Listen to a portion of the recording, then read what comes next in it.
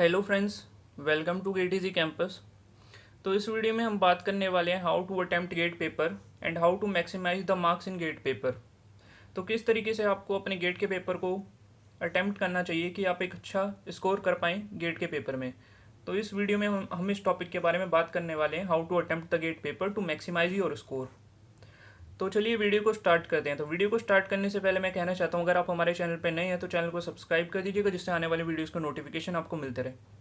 तो सबसे पहले बात करते हैं गेट का पैटर्न क्या रहता है। गेट में आपके 65 क्वेश्चंस रहते हैं, जिसके लिए आपको मिलते हैं 180 मिनट्स 3 इयर्स। तो किस तरीके से आपको अपने गेट के पेपर को अटेम्प्ट करना है, इस वीडियो में इस टॉपिक के बारे में बात करेंगे। ठीक है, तो बात करेंगे 4 फेज़ रूल के बारे में।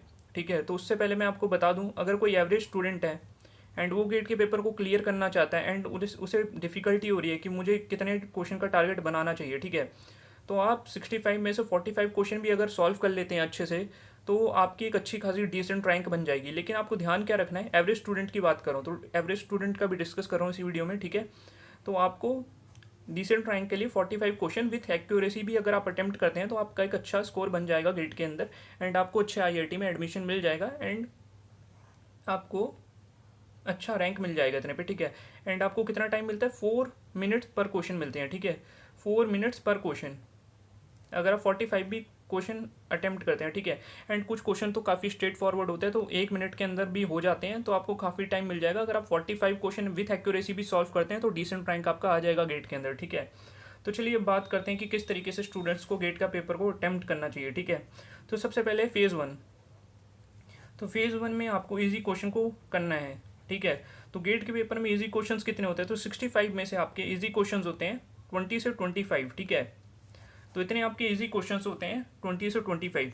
तो आपको क्या करना है, गेट के पेपर को सॉल्व करते हुए स्टार्टिंग करनी है। ठीक है, एंड वो क्वेश्चन करने हैं जो इजी हो। ठीक है, उन क्वेश्चन को टारगेट करिए जो इजी क्वेश्चन है। ठीक है, पूरे पेपर को गो थ्रू करिए एंड जो क्वेश्चन इजी लग रहा है उसे लगे हाथ आप सॉल्व करते जाइए, हाथ के हाथ सॉल्व करते जाइए। ठीक है, काफ़ी स्टूडेंट्स क्या करते हैं, काफ़ी स्टूडेंट्स पेपर को अटेम्प्ट करते वक्त स्टार्टिंग में जैसे लेंदी क्वेश्चन आ गया तो सीक्वेंस वाइज चलते जाते हैं, 1 2 3 4 इस तरीके से चलते जाते हैं। तो स्टार्टिंग में अगर कोई लेंदी क्वेश्चन आ गया एंड उसमें आपको कैलकुलेशन में टाइम कंज्यूमिंग हो गया, तो आपका स्टार्टिंग आपका जो मोटिवेशन है वो डाउन हो जाएगा। ठीक है, तो वो आपके लिए अच्छा नहीं होगा। ठीक है, तो वो आपको ओवरऑल आपके पेपर को बिगाड़ सकता है। तो कभी भी आपको इस तरीके से अटेम्प्ट नहीं करना कि सीक्वेंस वाइज चलते जा रहे हैं एंड लेंदी क्वेश्चन की कैलकुलेशन भी करते जा रहे हैं। ठीक है, तो आपको सबसे पहले 20 से 25 पूरे पेपर को गो थ्रू करिए एंड उन क्वेश्चन को सॉल्व करिए जो इजी हैं, लगे हाथ एंड स्ट्रेट फॉरवर्ड क्वेश्चन है, एंड उनसे आपको सबसे पहले मार्क्स को ग्रैब करना है। तो आपको काफ़ी मोटिवेशन मिल जाएगा उससे। ठीक है, एंड आपका जो कॉन्फिडेंस है काफ़ी बूस्ट हो जाएगा। तो इस तरीके के कितने क्वेश्चन होते हैं, 20 से 25 होते हैं।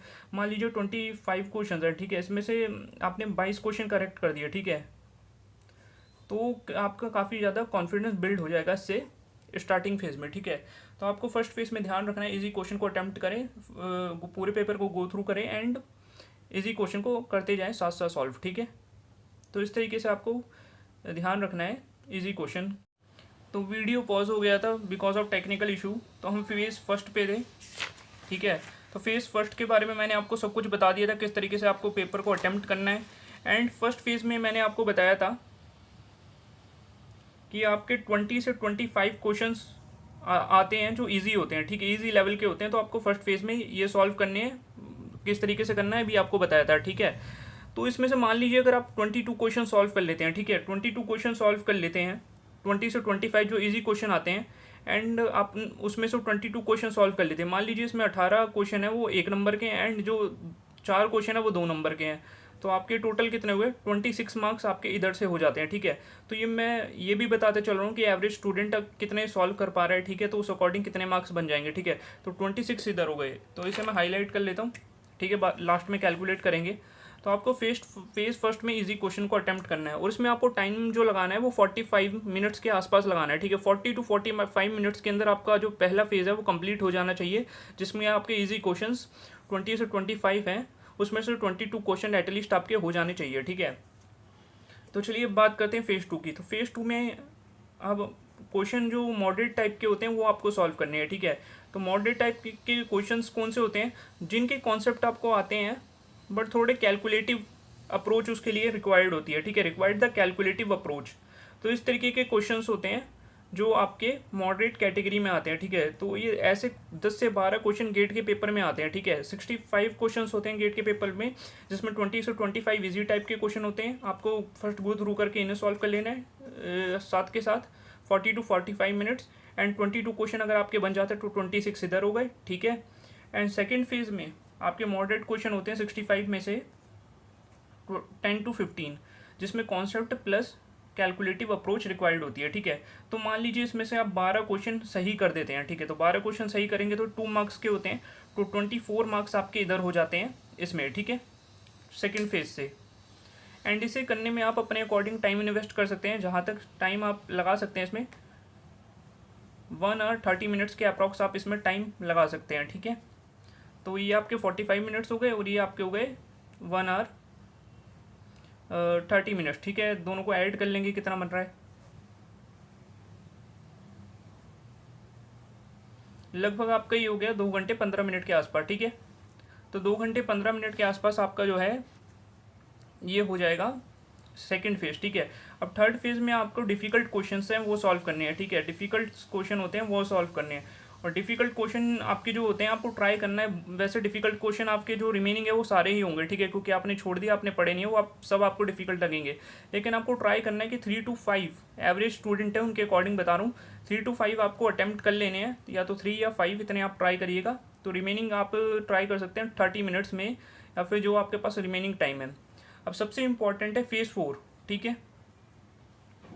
अब ये फेज़ 4 क्या है, जैसे कि आपका 3 घंटे का पेपर है, ठीक है। 3 घंटे से 15 मिनट पहले, मतलब पेपर ख़त्म होने के 15 मिनट पहले, ठीक है, 10 से 15 मिनट पहले इतने आवर्स पूरे हो चुके हैं, ठीक है। अब आपके 15 मिनट बचे हैं एग्ज़ाम के ख़त्म होने के, ठीक है। तो अब आपको लास्ट के 15 मिनट में, लास्ट 15 मिनट में क्या करना है, NET क्वेश्चंस जो होते हैं, जो आपके मार्क फॉर रिव्यू वाले हैं, उन क्वेश्चन की यूनिट्स को चेक कर लेना है अच्छे से, ठीक है। क्या कहा मैंने, ज़्यादातर क्या होता है कि NET क्वेश्चंस में आपकी मिस्टेक्स होती हैं, ठीक है। NET क्वेश्चन की यूनिट में मिस्टेक होती हैं, तो जो भी आपके क्वेश्चन मार्क फॉर रिव्यू हैं, ठीक है, जो आप मार्क फॉर रिव्यू करते चलेंगे, ठीक है, जो भी ये मॉडरेट टाइप के क्वेश्चंस होंगे, या जो भी आपके डिफ़िकल्ट टाइप के क्वेश्चंस होंगे, या जो भी आपके इजी टाइप के क्वेश्चंस होंगे, उनमें जो आपको क्वेश्चन नहीं आ रहे होंगे वो आप मार्क फॉर रिव्यू करते जाएंगे, ठीक है। जो आ रहे हैं वो करते जाएंगे, एंड जो नहीं आ रहे हैं वो मार्क फॉर रिव्यू करेंगे, ठीक है।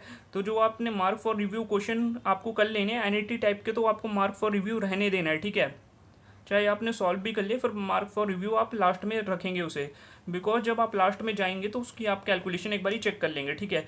तो ज़्यादातर आपके NET क्वेश्चंस में कैलकुलेशन की मिस्टेक हो जाती है, कैलकुलेटिव मिस्टेक्स होने के चांसेस हैं। एंड MSQ में ये चांसेस बहुत कम है, क्योंकि MSQ में आपके पास 4 ऑप्शंस होते हैं, ठीक है। तो आपने जो आंसर अपने कैलकुलेशन के बाद निकाला वो आप टिक कर देते हैं, ठीक है। तो इधर प्रॉबिलिटी कम है आपकी मिस्टेक होने की, ज़्यादा आपकी मिस्टेक होने की चांसेस हैं NET टाइप क्वेश्चन में, ठीक है। और आपको अगर आपने NET टाइप क्वेश्चन में नेगेटिव मार्किंग नहीं होती है, ठीक है, NET टाइप क्वेश्चन में नेगेटिव मार्किंग नहीं होती, लेकिन अगर आपका NET टाइप का क्वेश्चन गलत हो गया तो आपको काफ़ी रिग्रेट फील होता है एंड काफ़ी बुरा लगता है आपको, ठीक है। तो NET टाइप के क्वेश्चंस में क्योंकि आपको फिल करके आंसर करना पड़ता है, तो इधर यूनिट की में काफ़ी क्वेश्चन फंसाए होते हैं। तो आपको ध्यान रखना है कि लास्ट के 10 मिनट में अगर आपके पास 5-10 मिनट है तो आप अपने mark for review NET questions को एक बार रिव्यू कर लीजिएगा, ठीक है। MCQ में ये प्रॉबिलिटी थोड़ी कम होती है, बिकॉज आपके ऑप्शन दिखता है, ठीक है। तो बहुत ही कम चांसेस होते हैं NET टाइप क्वेश्चन में, ज़्यादा चांसेस होते हैं आपकी गलती होने के। तो आप ये ट्राई कर सकते हैं, 10 मिनट में चेक कर लेंगे। तो इस तरीके से आपको ओवरऑल गेट के पेपर को अटैम्प्ट करना है। फेज़ फर्स्ट में इजी क्वेश्चन को अटैम्प्ट करना है, टिक करते जाना है। सेकंड फेज़ में आपको मॉडरेट क्वेश्चन को अटैम्प्ट करना है, एंड इससे भी आप मान लेंगे कितने मार्क्स बनते हैं आपके। मान लीजिए इसमें से आपने 3 से 4 में से आपने 4 क्वेश्चन अटैम्प्ट कर दिए, ठीक है। तो 4 × 2 8 मार्क्स इधर से, ठीक है। अब कैलकुलेट कर लेते हैं कितना बन रहा है, ठीक है। ये एवरेज स्टूडेंट की बात कर रहा हूँ, अगर वो इजी पोर्शन फेज़ फर्स्ट से कर रहा है तो 26 मार्क्स के आसपास आप स्कोर कर देंगे। फेज़ 2 में 24 एंड फेज़ 3 में 8। तो देख लेते हैं कितना स्कोर हो रहा है, ठीक है। 12 ये हो गया एंड 6 56। तो आपके 56 मार्क्स जो हैं वो स्कोर हो रहे हैं एवरेज स्टूडेंट के, अगर वो इस स्ट्रैटेजी को फॉलो करता है। एंड जो काफ़ी स्टूडेंट अच्छे से प्रिपरेशन करेंगे एंड काफ़ी अच्छे से पढ़ाई करेंगे एंड इस स्ट्रैटेजी को फॉलो करेंगे, तो आपका काफ़ी रैंक अच्छा आएगा एंड आपका इतने में भी काफ़ी अच्छा IITs वगैरह में आपको ब्रांचेस मिलने लगती हैं, ठीक है। Like core branches like civil mechanical में आपको काफ़ी अच्छी ब्रांचेस मिलने लगती हैं टॉप 5 या टॉप 6 IITs में, ठीक है। तो इस तरीके से आप इस चीज़ को फॉलो कर सकते हैं। अगर आपको वीडियो अच्छा लगा तो वीडियो को लाइक कर दीजिएगा एंड हमारे चैनल को सब्सक्राइब कर दीजिएगा, जिससे आने वाले वीडियोस का नोटिफिकेशन आपको मिल जाए, ठीक है। सो सब्सक्राइब करिएगा, काफ़ी मोटिवेशन मिलता है इस तरीके के वीडियोस बनाने के लिए। So thanks for watching, subscribe our channel for more videos and content related to GATE preparation and GATE related counselling. Thank you.